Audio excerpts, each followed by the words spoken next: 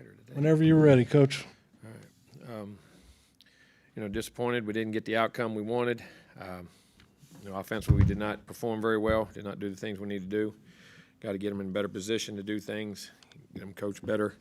What to do, had some opportunities to make a few plays, just were not in sync, could not get things going in a rhythm, run, pass, got a few here and there, had some moves, and then at the end got a plays and had a chance to get back in it, but had some opportunities we just got to clean up and do a better job on, got to coach them better, and that's on us and as coaches and what we're trying to do and put them guys in a better position. They're playing hard and physical, and it was a very physical game. We knew going in it was going to be that way. They could rush, and they did a good job of rushing, did a good job playing the run. We couldn't get the run established enough to keep some balance, but we'll get better at it and move on. Defensively, and a good job, created a couple turnovers, wanted to give us points.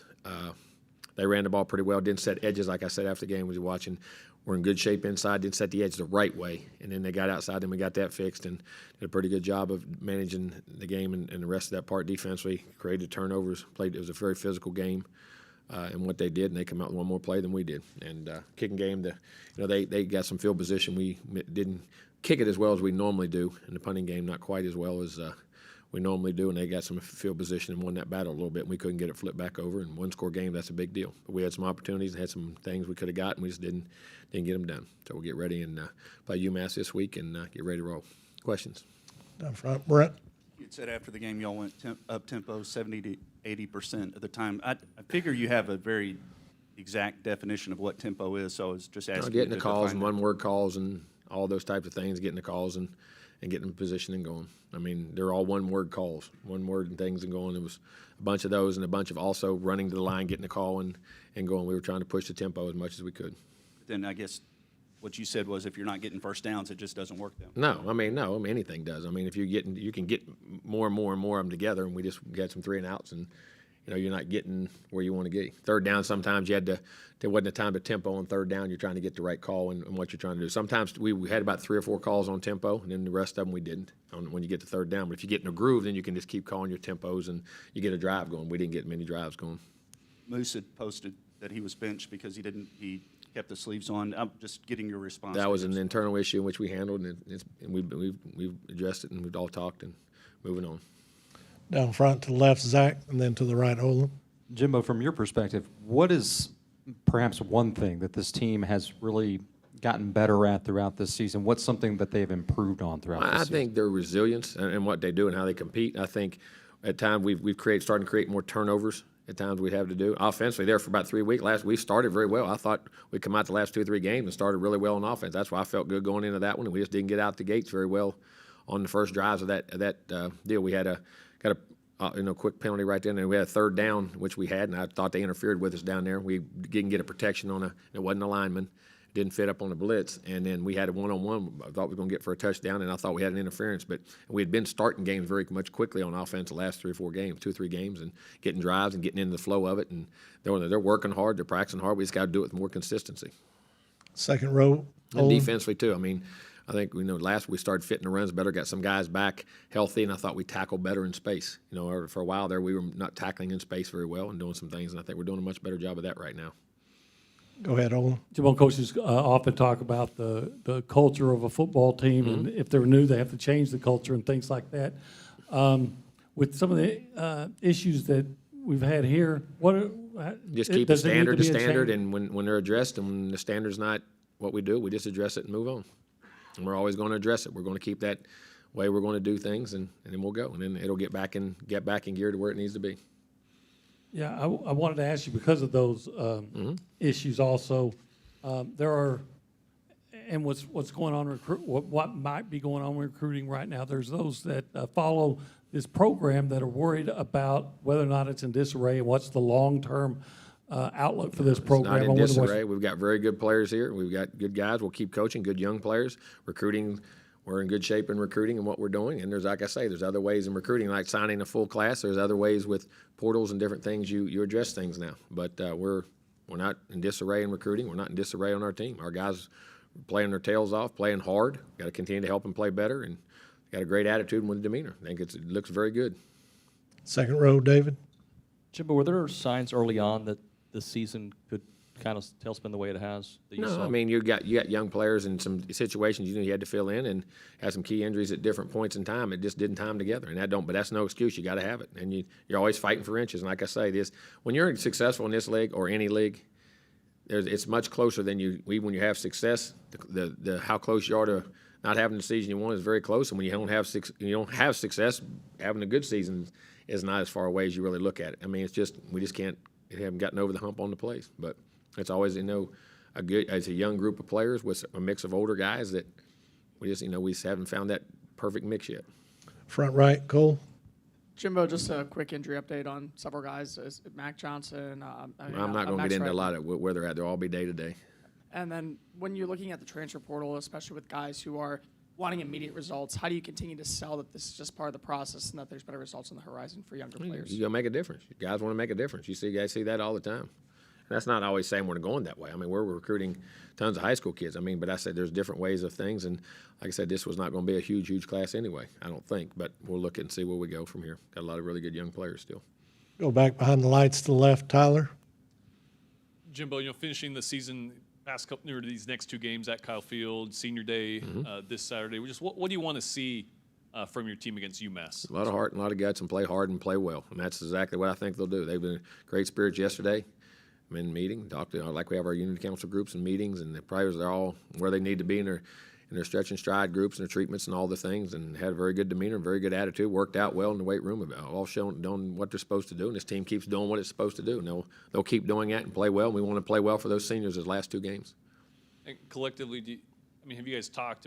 Without making the bowl game, do you feel like you guys know what you're playing for and kind of what the mindset Playing is? for each other.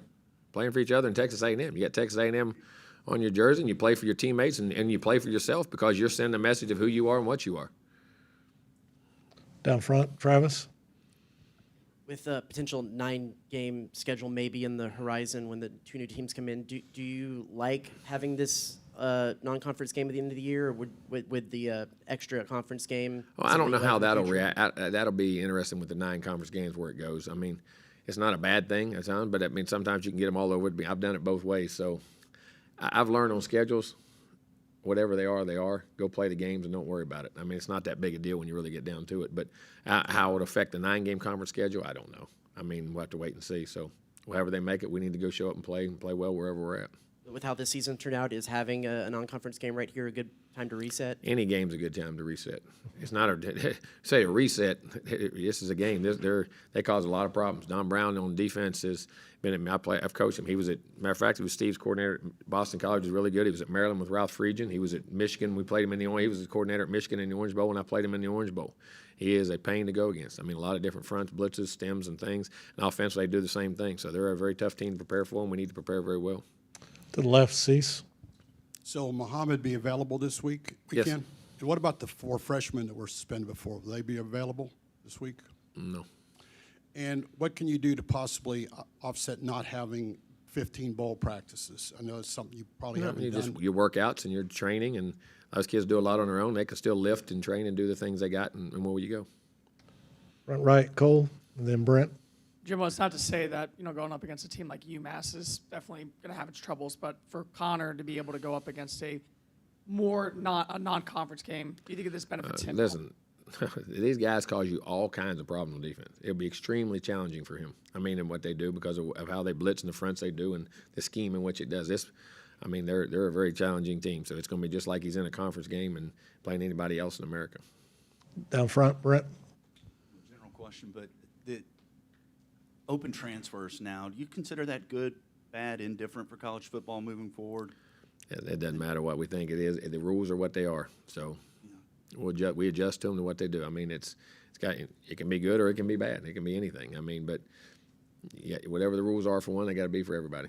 That's my next one for you, because A&M has been on the low end of that in the past couple of years with the idea of developing young guys and players. Is that something you'll be looking more into in the offseason? Well, we'll see. But like I said, I've said this 10 times. I've said it, and I don't mean it this way. Transfer portal now, when a guy gets in the portal and knows where he's going, if they stay in the portal a while, you can recruit guys. If they're in the portal for one day, how do you get to recruit them, and how do you know they're going in? So to know that, you'd have to be doing what? Tampering. So we're not going to do that. So we're not going to do that. We ain't ever going to do that. So if guys are in the portal, yeah, you look at every guy, every high school kid out there, and you look at everybody that's in the portal. If they can help your team, yeah. I mean, that's a true thing. But guys don't stay in the portal a long, long time. Doesn't seem to be. Okay, so I got to follow that up then. How do you combat that if there's tampering going on? I don't know. That's not for me. That's for the NCAA.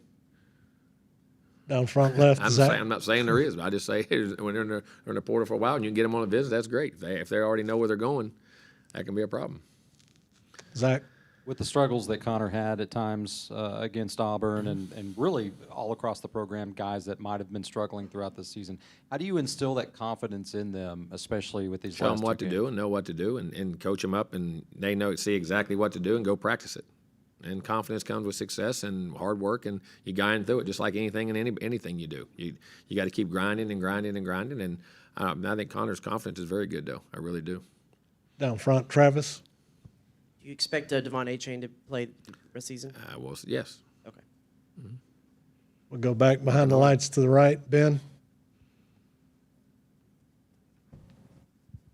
Coach, I know obviously not ideal for any offense when off schedule or off script when the script isn't working, but it seems like y'all have had, especially this last game, particularly tough times kind of getting out of some of these funks offensively. What would you attribute that to? We're not, execution, and we maybe call better plays, get execution better, and when plays, and sometimes we'll miss a play. It's been a little bit of everything. Whether we drop a ball, we've never gotten going, drop one, we miss a block, trying to make a better call. I mean, just trying to do everything. I mean, you search for everything, and once you're in that thing, it can be one here, one here, one here, one here, and it just creates rhythm. And offense is completely about rhythm, and it's what you got to get to in execution. We've got to coach them better and put them in those better positions and help them to execute the things they got. Does that make it any more challenging that it's not just one thing? Yeah, it always is. Yes, I mean, and like I say, that can be from pressing. That can be from a lot of different reasons. I mean, and because guys want success too. I mean, they want to play well. They're not trying to do it wrong or anything like that. And we're not trying to not get them in the right position. I mean, you just gotta find that medium and sometimes not overthink things, even calling it or even playing it. I mean, you just gotta trust what's there and go back to the basics. I always say basics always get you back to where you got to go to, fundamentals. Jalen Preston came in and talked to us. What has he meant to the wide receiving core? Very physical guy, very athletic guy, very good team, great player. He's had some great moments in time when he's here and love him to death and works very hard. And he's a really good teammate and a very athletic guy. Coach, I asked you before, Jimbo, about the lack of senior scholarship players. You haven't had any. As the injuries have mounted up and suspensions, whatever, have you seen that hurt more that you don't have a lot of seniors this year? Anytime you don't have a lot of seniors, it does hurt. I'm going to say that. And I don't know if you ever have tons of seniors anymore. I hope so. Hope you can start keeping guys around and doing things in which it goes. But anytime you have older players and older people and they've been around and done it more and been in it more and been in the battles, been in the cycle of whatever it's, I say, the older I get, the smarter my parents get. I found that out. The things they told me when I was young and I didn't believe and I thought they were crazy and I'm going to do it my way. And, like every kid in America, the older I get, the smarter they get. When it's just like I think the older players get, they see the smarter coaches get and how to do things and the way to do things and how to do things. I think that's always a plus. I trust you that. So you always love to have seniors. Down front right, Travis. Do you have a policy on arm sleeves and when they can't be worn? Yeah, we've already discussed all that. We put that to bed. Well, Yes. is Yes. the- Yes. All right. Cole, you wrap us up. Jimbo, just to kind of look at a program like TCU, they lost a surplus of talent of players via the transfer portal I because have of a no new coach. Just the fact of you can see how success can immediately be brought in. Does that play a factor into when it comes to selling that to recruits that, hey, you need to stay here? Or, Yeah, I hey, guess it can. I mean, teams, there's a lot of teams that live on the portal, I think, or I say live on the portal, or use a big part of it. Yeah. Again, so obviously if that's what they did, I didn't know they did that. I know they had a couple guys leave, I remember early. Right. No, I was saying for them to leave, to convince them to stay. Oh, yeah, guys that want to stay. And listen, and when guys want, you think grass is not greener. And people have pride too. Players have pride that they want to do it right and stay here and see it through. And I think we cut, I'll say, sometimes, like and I'm saying you're insinuating, but we cut players, we don't give them enough credit too. Those guys have pride. They don't just because you're not winning all of a sudden. They always want some guys do, but other people know. I want to stay here and prove it right, and I want to win. I want to build this successful. I was part of this. I want to be the. I mean, I think we sell guys short in that regard too sometimes in players. I mean, not everybody wants to go run and jump and do that. Some guys do. Some guys don't. I mean, that's human nature. A lot of guys want to prove that no, we have a good team. We have a good group. I love A&M. I love all that, and that's why our guys keep playing. The unity, like I say, there's no missed attendance on things and doing that. It's all there. I mean, so. I'm not trying to say it, but some guys you sell them short about having pride to go do things and flip things around and do for themselves too. There's more merit in that than to run and jumping in greener pastures, because that shows who you are. You want to prove to the NFL you're a great player. You want to prove to the fans you're a great player. You want to prove to people, and when adversity hits and you flip it and do it, what does that do for your brand? What does that do for you as a player going to the league and the kind of guys that they would have and all those kind of things? There's a lot of that, and there's a lot more of that than I think we give kids credit for. You know what I'm saying? Kids have a lot more character than we think they do. All right. Were you also saying it's not always their choice as well? No, I don't understand what you mean. You said we cut players, but I think you were saying. No, we cut players. We cut them. No. We cut players as far as they want to leave. I mean, we cut them short and make them short that they just because you didn't win they want to leave. No, we're not cutting players. We never cut players. I'm just saying I never have, never do. Never renewed scholarship? No, it wasn't medical. No, I don't say guys you got to leave. No, but guys what I'm saying is, you cut them short in who their character is. That they also mean because you lost some games, all of a sudden they want to pick up and leave. I'm going to say no. We want to flip it around and be part of a championship. And to me, what builds you more than that? What builds you more than seeing that and knowing that is it far away? Can be, but it's also very close too. It's not like it's unreachable, like you say, that guys can go do that. Well, they can see they can stay right here and do it too. And I think our players believe that 100%. All right, Coach. Thanks for your time. Thank you.